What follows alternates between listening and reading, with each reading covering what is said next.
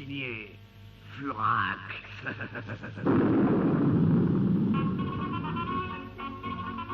Signé Furax, le 5e épisode du feuilleton quotidien de Pierre Dac et Francis Blanche. Mademoiselle Fiotte. Patron? Je rêve. Nous sommes dans le bureau de M. Fouvreau, chef de la DDT, défense divisionnaire du territoire. Je rêve. Dites-moi que je rêve. Mais non, patron, vous ne rêvez pas. Vous avez lu comme moi. Oh oui, hélas. Ainsi donc, voilà les 2 mots que le vieux Léon avait écrits juste avant d'être assassiné dans mon bureau. La traduction des 2 hiéroglyphes rajoutés sur le faux obélisque. Signé Furax. Signé Furax. Mais c'est impossible.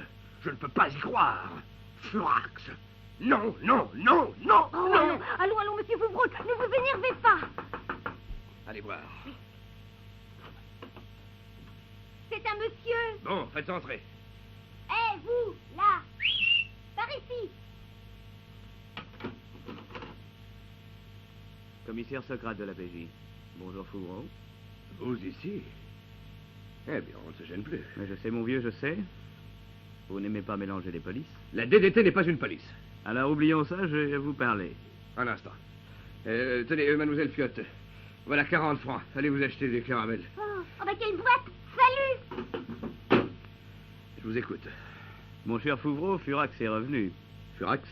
Comment le savez-vous? Vous oubliez que nous avons fait installer l'an dernier, vous et moi, une double ligne téléphonique qui nous permet de nous espionner mutuellement. Mais j'ai cassé tous vos micros. Mais bien sûr, et moi les vôtres. Mais vous avez oublié le porte-manteau. Quel porte-manteau? Tringlard, sortez mon vieux. Oui, chef. Au nom d'un chien!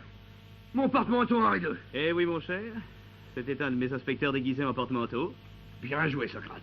Ah, Tringlard, vous pouvez disposer. tant mieux, chef. Vous devez avoir des crampes. Vous parlez, le style Henri II, c'est le plus fatigant. Oh, j'ai les jambes torsadées. Allez vite. Et n'oubliez pas qu'à 22 heures, vous êtes banquette Louis XV à l'Élysée. J'y serai, chef. J'aurai ma revanche, Socrate. Allons, Fouvreau. Oublions nos rancunes. L'heure est très grave. Furax est revenu. Le papier que le vieux conservateur de l'obélisque a griffonné avant de mourir est une preuve. Qui prouve que c'est Furax qui a gravé les hiéroglyphes? Qui a substitué un faux obélisque au vrai? Qui a volé le lion de Belfort? Qui? Hein? Moi, je le prouverai. J'affirme que c'est lui. Moi, j'affirme que non. Hein, vous êtes un enfant. Et vous, un âne? Et si je vous mettais ma main dans la figure? Vous frapperiez un enfant? Bien sûr, parce que je suis un âne. Eh bien, voilà une avoine. Oh! Saligo! Oui! Ah, le saligo! Voyez? Ah, c'est là! Ah, ça! Eh bien voilà. On est bien avancé maintenant, hein? C'est vous qui l'avez voulu. Alors c'est dit, Fouvreau. On travaille chacun de son côté. Je travaille seul. Que le meilleur gagne. Adieu, Fouvreau. Adieu, Socrate. Et nous voilà à nouveau, place de la Concorde, au centre de laquelle se dresse l'échafaudage qui cache le mystère de l'obélisque. Circulez, s'il vous plaît. Pardon, monsieur l'agent. Circulez. Mais monsieur l'agent, je suis journaliste. Circulez, je vous dis comme tout le monde. Il n'y a pas plus de journaliste que de beurre en cheville. Voyons, monsieur l'agent, vous faites votre métier, laissez-moi faire le mien. Je suis reporter à Paris Canaille. Ah, Paris Canaille. Alors là, c'est différent, hein, parce que Paris Canaille, c'est un fameux sacré journal. Hein. Et vous désirez? Eh bien voilà, je voudrais quelques renseignements. Avec plaisir, mais circulez. Ah oui, mais si je circule, comment voulez-vous que je vous pose Ah, c'est juste, c'est juste. Ah, mais les ordres sont formels, je ne peux pas vous renseigner qu'en circulant. Je comprends bien, monsieur l'agent, mais enfin, en interprétant le règlement, peut-être que... Bon, évidemment, règlement et compréhension ne sont pas forcément incompatibles. Voilà. Alors, vous circulez avec moi ou je circule avec vous? Et ben, il n'y a qu'à circuler ensemble. Ouais, bah, comme ça va. Bon, alors, vous disiez? Je disais que je voudrais vous... Madame, monsieur l'agent, pour aller de l'autre côté de la place. Revenez sur vos pas et faites demi-tour, c'est juste en face. Merci. Service. Excusez-moi. Je vous en prie. Alors voilà, dites-moi, qu'est-ce qui se passe avec l'obélisque? Ah ben, je sais pas personnellement. Personnellement, non, mais d'une manière générale. Je crois qu'on le ravale. Ah, on ravale l'obélisque, c'est curieux. Il avait donc besoin d'être ravalé, alors. Faut croire. Remarquez que je dis ça comme ça, parce que personnellement, je sais rien, mais je crois avoir entendu dire qu'il y a un type qui l'a défoncé. Un type qui a défoncé l'obélisque? C'est-à-dire qu'il aurait plutôt enfoncé. Il y a longtemps? Ah, ça, je peux pas vous dire, 4 ou 5 jours, peut-être, un mois près. Oui. Et comment il s'appelle, ce type? Ah, je sais pas. Vous ne savez pas comment il s'appelle? Non. Mais vous connaissez peut-être son nom? Ah, bah ça oui. Ah. C'est un nommé... Attendez, oui. Vicomte... C'est ça, Quentin Vicomte. Et vous savez où il habite? Ah non, mais je connais son adresse. C'est au 22 de la rue des Hommes qu'on soif dans le 15e. Merci.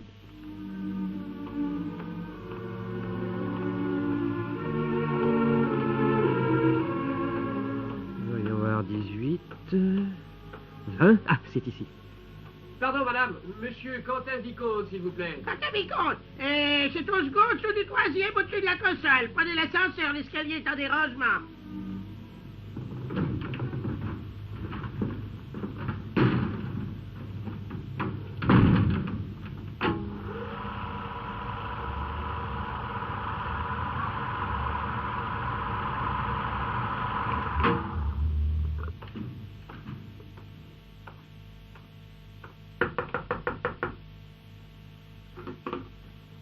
Monsieur Quentin Vicomte, Oui, vous désirez? une petite interview, s'il vous plaît, c'est Ah. pour Paris Canaille. C'est bien vous qu'il y a quelques jours, place de la Concorde, à l'Obélisque.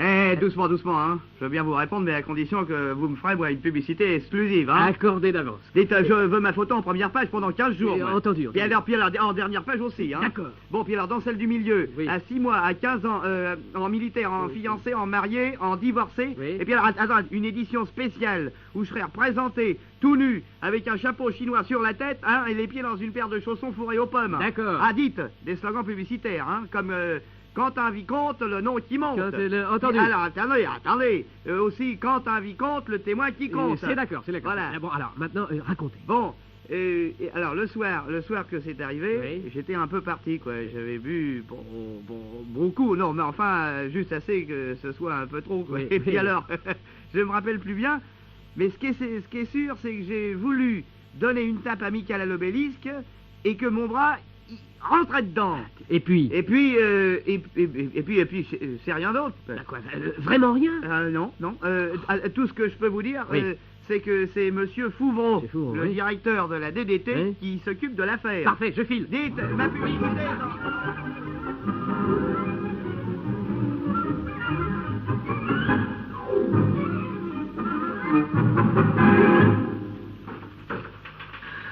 Vous êtes la secrétaire de Monsieur Fouvreau? Je ne peux rien dire. Dans secrétaire, il y a secret et terre. Mais je ne vous demande rien, je sais tout. Tout quoi? Mais l'Obélisque. Vous savez? Oui. Oh, mais c'est terrible!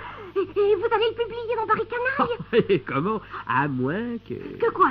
Que vous me disiez ce qu'il ne faut pas dire. Eh bien, surtout, il ne faut pas dire que l'obélisque a été volé. Ah bon, parce que l'Obélisque... Et puis, il ne faut pas dire qu'il a été remplacé par un fond Ah en bon, staff. bon, attendez, je note. Et pas dire non plus que c'est pareil pour le Lion de Belfort et les grilles de la place Stanislas à Nancy.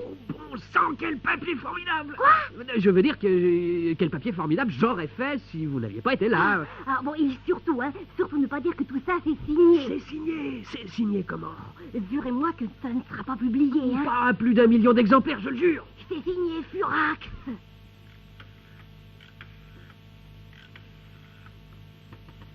Allô, Paris Canaille? Passez-moi la rédaction, j'ai du nouveau. À suivre.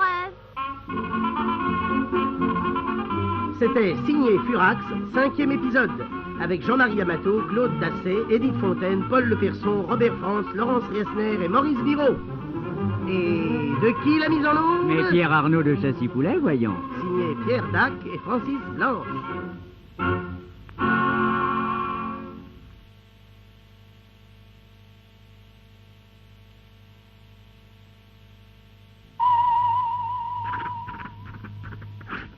Signé Furax.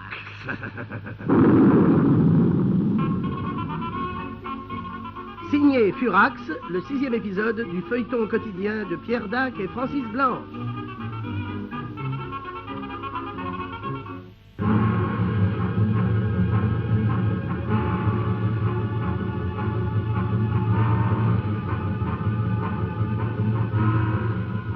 Depuis qu'un audacieux journaliste a publié dans Paris Canaille la vérité sur l'Obélisque, la capitale est la proie d'une émotion intense. Demandez Paris Canaille, une nouvelle révélation de... Furax a volé le Lion de Belfort. Demandez Paris Canaille. Demandez Paris Canaille. Oh, vous vous rendez compte? Si on se met à voler les monuments? Mais à qui le dites-vous, Mme Chaplotte? Mais avant, mademoiselle Craquelure. On n'est pas gouverné, que je vous dis. On va dire que c'est pour ça qu'on paye les impôts. Oh là là là là, mon Dieu, quelle misère!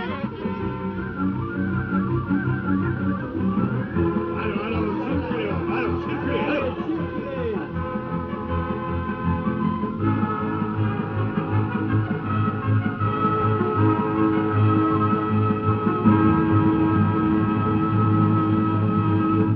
Monsieur le directeur municipal, la foule s'est massée place de la Concorde. Ça refuse de circuler? Oui, monsieur le directeur. Faites diffuser des ordres par haut-parleur. Mais ça n'a rien donné. Bon, alors les grands moyens. Diffusez un disque de Dario Moreno. Oh, monsieur le directeur, en plein dans la foule? Ah, je sais, c'est violent, mais il le faut. Mais qu'est-ce que c'est? Une histoire de tous les jours.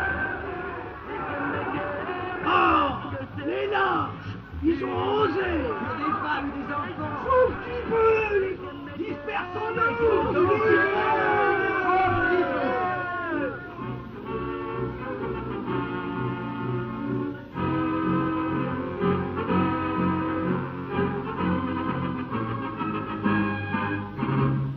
Europe numéro 1. Communiqué spécial. La préfecture de police recommande à la population parisienne de conserver le plus grand calme devant les étranges événements qui se déroulent actuellement. Toutes les mesures ont été prises pour sauvegarder nos monuments et mettre à l'abri d'une nouvelle agression le patrimoine artistique et la gloire du tourisme français. Quoi? Non. D'accord. On nous communique en dernière minute. L'arc de triomphe gallo-romain de la ville d'Orange sur la Nationale 7 vient de faire explosion dans des circonstances mystérieuses. La police locale a appréhendé un homme et une femme et procède actuellement à leur interrogatoire. S'agit-il d'un premier pas?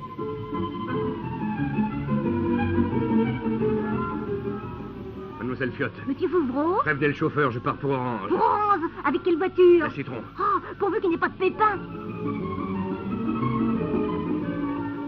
Allô, ici commissaire Socrate de la PJ. Retenez-moi une première pour Orange. Où ça? Mais voyons dans le train bleu.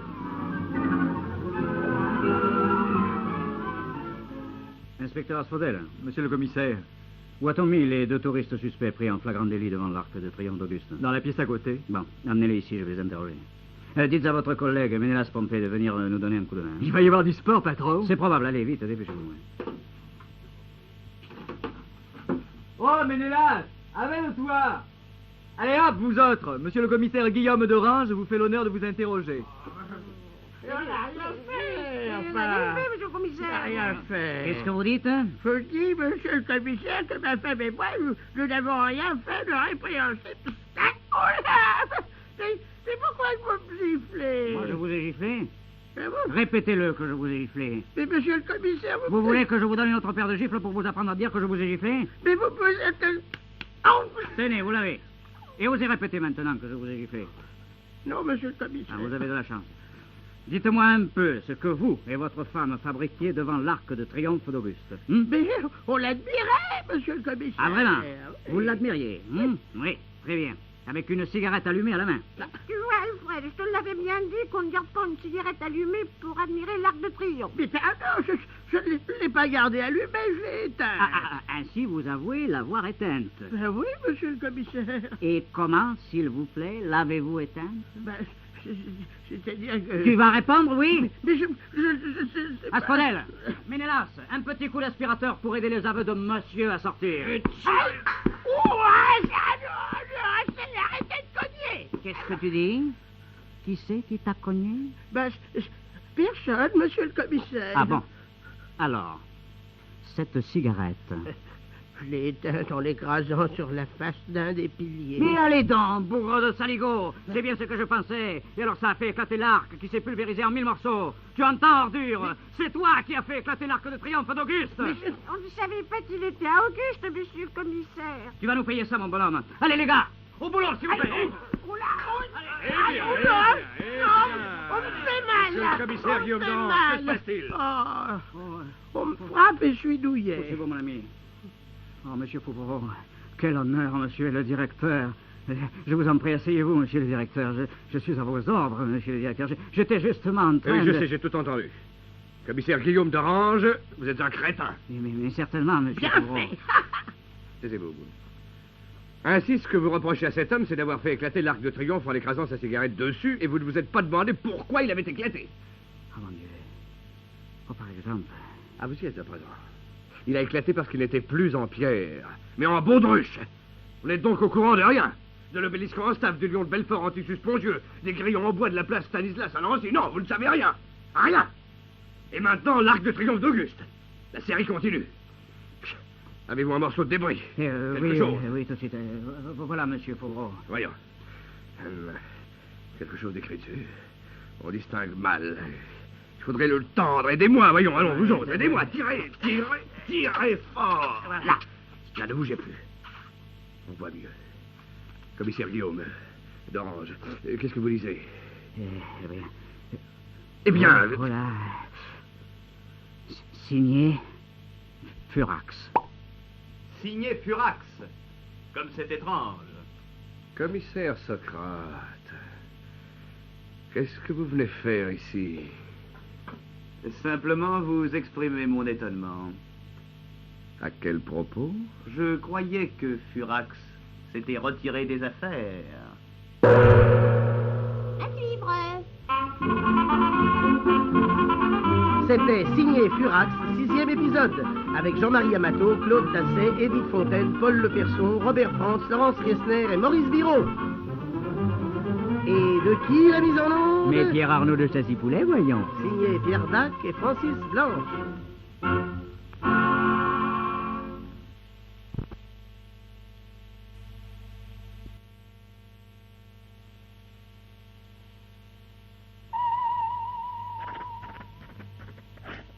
Signé Furax.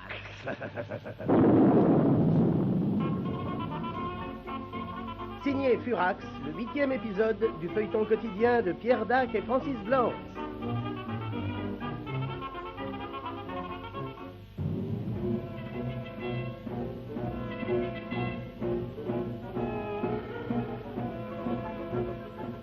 À la chaleur de la rumeur publique, le secret commence à transpirer. Aussi, ayant entendu dire que Furax était revenu dans le circuit, tous les membres du Rosbif, rassemblement officiel et syndical des barbus indépendants français, sont convoqués pour une réunion extraordinaire. Aussi un peu partout dans tous les domaines. Par exemple, au cours d'un conseil d'administration.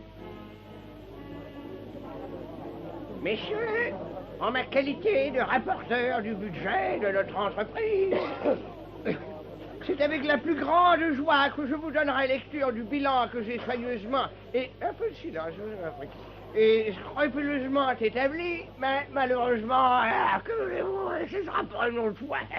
Alors, au revoir, messieurs, et à bientôt. Mais il s'en va! Mais il s'en va! Mais il s'en va!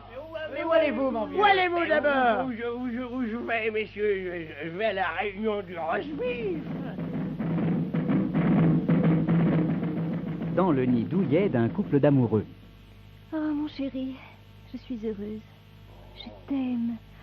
Oh, et comme j'aime surtout ta jolie barbe rousse. Oh, comme elle est douce. Laisse-moi la caresser. Ah, pas ce soir, je pars. Tu pars, pourquoi? Tu ne m'aimes plus. Mais si, voyons. Oh, tu me trompes. Tu vas rejoindre une autre femme. Oh, tu es folle. Alors, où vas-tu? À la réunion du Rosbif. Dans la salle des mariages, à la mairie du 16e arrondissement. Monsieur Clovis du Tilleul, consentez-vous à prendre pour épouse mademoiselle Anne-Marie Chantal Ducru? Non. Non? Et pourquoi? Parce qu'il faut que j'aille immédiatement à la réunion du Rosbif. Dans une salle d'opération. Patron, le patient est endormi. Très bien, très bien. Au fait, qu'est-ce qu'il a au juste? On ne sait pas, patron. Mais ça vaut mieux, comme ça on n'a pas de parti pris. Je vais l'ouvrir du haut en bas, on y verra plus clair. Bistouri? Merci. Bon, parfait. Bon, eh bien maintenant, je m'en vais. Mais patron, ce n'est pas possible. Oh que si, je suis horriblement pressé. Je vais à la réunion du Rosbif. Chez un coiffeur pour hommes. Alors, qu'est-ce que je vous fais, monsieur? Coupez-moi la barbe. Entièrement? Oh, radicalement, oui. Bien, monsieur. Arrêtez! Eh? Je ne veux plus. Mais j'ai déjà enlevé une touffe. Recollez-la, vite, vite, vite, vite. Oh, j'allais oublier. Quoi donc, monsieur? Allez à la réunion du Rosbif. Et jusque dans la rue... Hé, là-bas, l'homme, arrêtez-vous! Au papier! J'ai pas le temps. Où courez-vous si vite? À la réunion du Rosbif. Et dans le grand amphithéâtre de la Sorbonne, mis gracieusement à leur disposition, quelques 2000 barbus s'entassent sur les gradins, cependant que M. Dubuc, président du Rosbif, prend place sur l'estrade, entouré des membres du bureau du rassemblement. La parole passe à notre respecté président, M. Salvador Dubuc.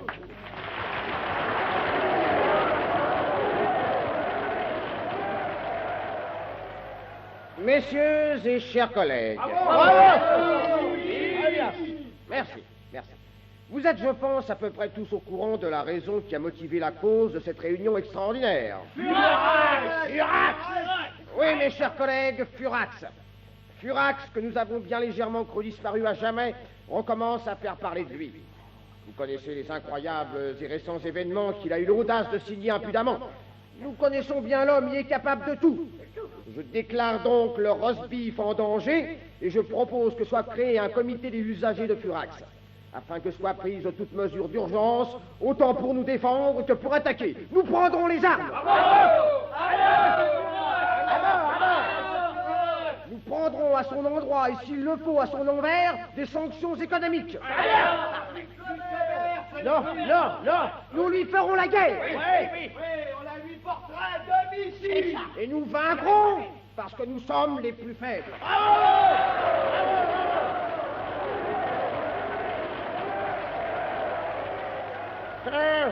Tanto, topare la voce se turbasavo.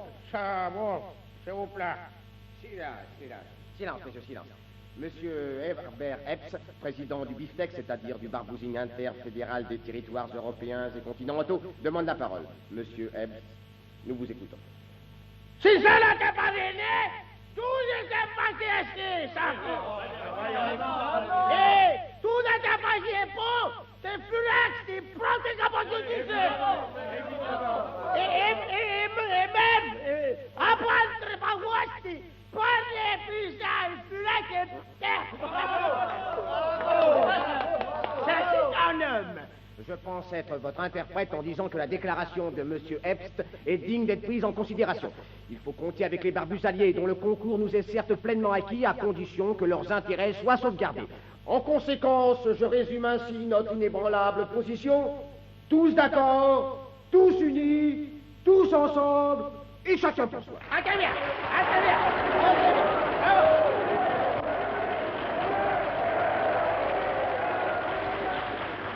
Monsieur le Président, je dépose une motion.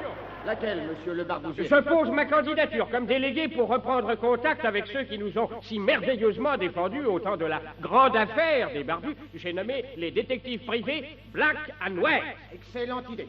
Vous savez où ils sont? Non, mais je le saurai.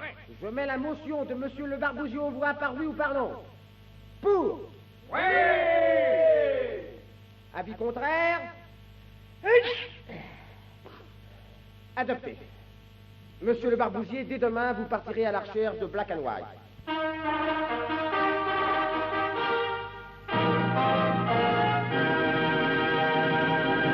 Inspecteur Glinglin. Commissaire Socrate? J'ai pris une décision. À qui? Tout seul. Laquelle? Personne n'y a pensé, mais moi je connais deux types qui ont travaillé contre Furax dans l'affaire des barbus. Ils connaissent ses méthodes, sa tactique. C'est eux que je vais contacter. Et qui c'est, patron? Deux détectives privés. Ils s'appellent Black and White.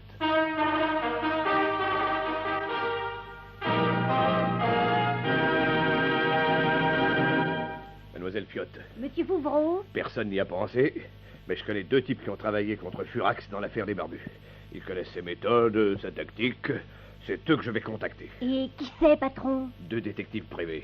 Ils s'appellent... À suivre! C'était signé Furax, 8e épisode, avec Jean-Marie Amato, Claude Dasset, Edith Fontaine, Paul Leperson, Robert France, Laurence Riesner et Maurice Viraud.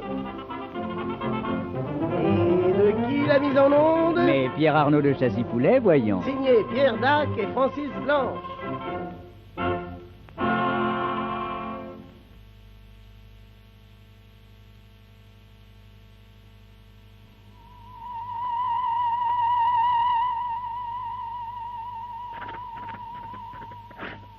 Signé Furax.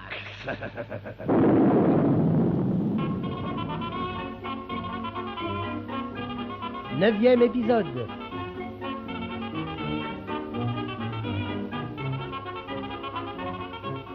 Mademoiselle Fiotte, Monsieur Fouvreau?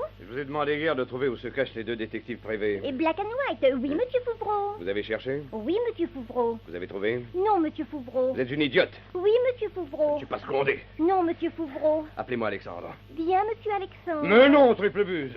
Je vous dis de m'appeler Alexandre au fichier de la préfecture. Oh, bien, excusez-moi. En langage chiffré, hein. On nous espionne. Allô, 6 42 28 242 BF 3028, merci. Voilà, patron. Alexandre 47 23 08 4 4 4 4 4 4 4 4 4 4000 67 68 70 71 deux fois. Quoi?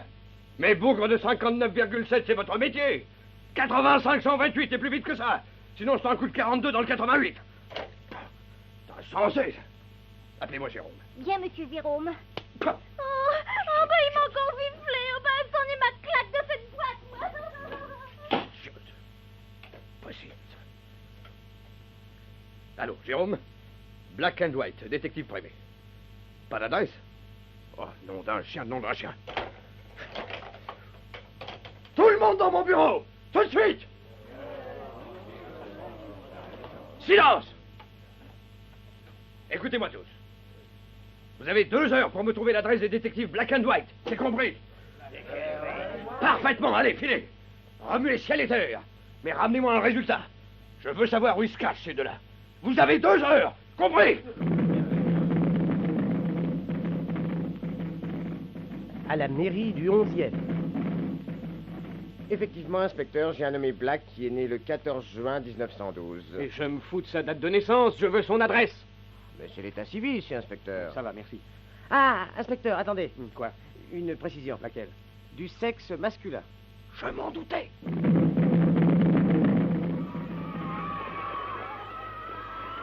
Monsieur le proviseur, le jeune White a quitté votre collège il y a 26 ans. Avez-vous gardé son adresse? Oui, à cette époque-là, oui. Attendez, c'était place Saint-Philippe-du-Roule, au 2 bis. Au 2 bis. Ah, merci, j'y cours.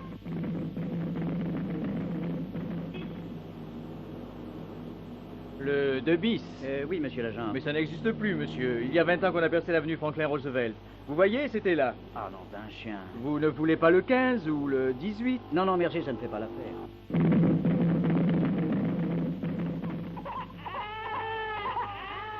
Ah oui, oui, oui. Oh, le petit André Black, enfin je me souviens. Oui. Oh, il avait des petites fesses potelées, un amour. Oui. Dites-moi, est-ce qu'il suce toujours son doigt de pied? Je ne sais pas, madame, mais je lui demanderai dès que je l'aurai retrouvé. Avez-vous son adresse? Oui, chambre F Berceau 18. Non, mais quelque chose de plus récent. Oh, mais je regrette, monsieur. Ici, c'est une pouponnière. Je ne sais rien d'autre. Oh, merci, je vais chercher ailleurs. Si vous le retrouvez, faites-lui pampan sur son petit derrière, hein, de la part de Sir Odile.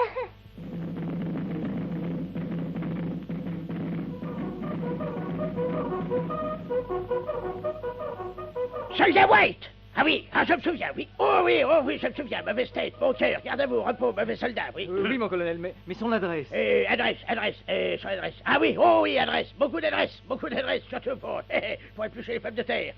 Mauvais soldat, un doigté, un coup de patte. Quelle adresse, garde à vous, repos, fixe, en paix.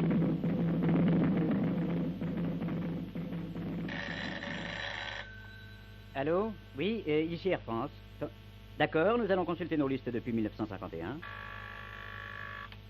Allô, ici la compagnie transatlantique, ne quittez pas. Nous allons voir nos livres de bord. Ici la compagnie des grands express européens. Non, nous n'avons pas ces noms-là dans les 5 dernières années. Ici le petit chemin de fer du jardin d'acclimatation. Le dernier passage de Black and White en 1946. Alors, messieurs. Alors quoi? Rien dans les gares. Rien dans les prisons. Rien dans les morgues. Rien dans les mains. Rien dans les potes. Bande d'incapables. Feignants. Propre à rien. Pas capable de me trouver 2 types dans toute la France. Avec tous les moyens dont nous disposons. La police, les fiches des ministères, les indicateurs, les pompiers. Vous êtes tellement bêtes que vous ne trouveriez même pas vos propres noms dans l'annuaire du téléphone. Ah! Oh, patron! Quoi? L'annuaire! On a cherché partout sauf dans l'annuaire! Oh nom d'un chien! J'ai encore eu un coup de génie. Vite, mademoiselle Piot. Voilà, patron! Bon, oui, laissez-moi faire. Allez, pas d'énervement. Voilà, Black and White. Détective privé. 53 avenue Pierre Arnaud de Châssis-Poulet. Allons-y.